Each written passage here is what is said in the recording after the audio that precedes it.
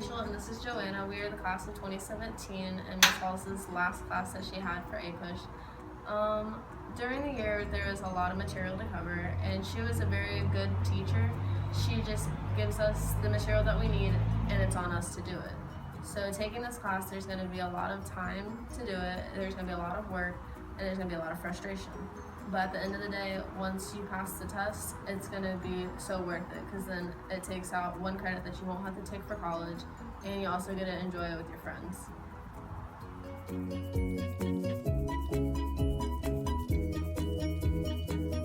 Tip number one would be to not procrastinate and to definitely take care of your time management.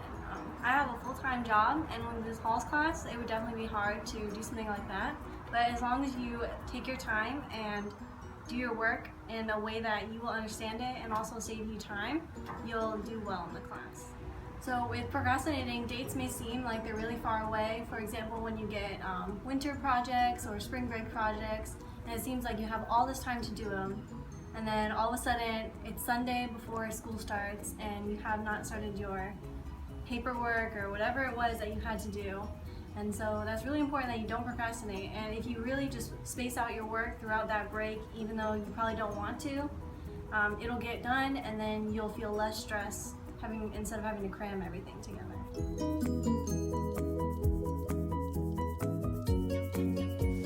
Being in Ms. Hall's class, there is a lot of material to cover, and you really do need to study.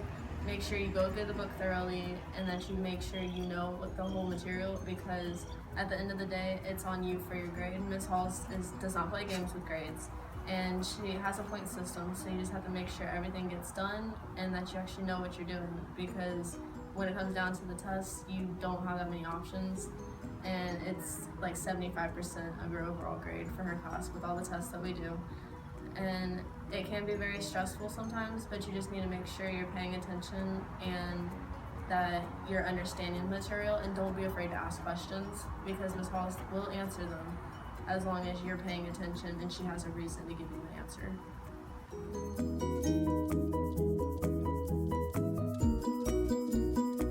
For Ms. Hall's class, you're going to need a bunch of materials, and you have to really stay organized in your class. You're going to need a binder to keep all your assignments in, because you're going to have plenty of them. You're going to need pens to write, because she doesn't like pencils. Highlighters to highlight all the information that you need to know. You'll have your textbook, and then for notes as you go through, you're going to have a ton of notes to do, and you're going to have to stay organized with it to understand all the material, because at the end of the day, you're going to have like 2 of these to study for your final exam, which makes it a lot of material, especially if you haven't been paying attention since the beginning of the class.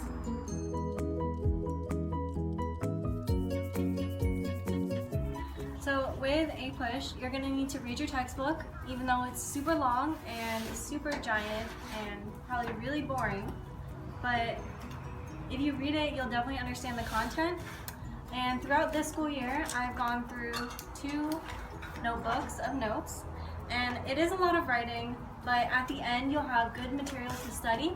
And this is averaging about 2 notes per chapter, and so you'll take a lot of notes, but you'll understand the content, and you'll get a good score on your AP exam at the end of the year, which is where it all pays off. So the number 1 project that you're going to have this year is the President's Project. The President's Project will take you through all the presidents, and you have to do their vice presidents, political parties, greatest accomplishments, all of that stuff, almost every detail about them. And the President's Project is also the number 1 example of why you should not procrastinate.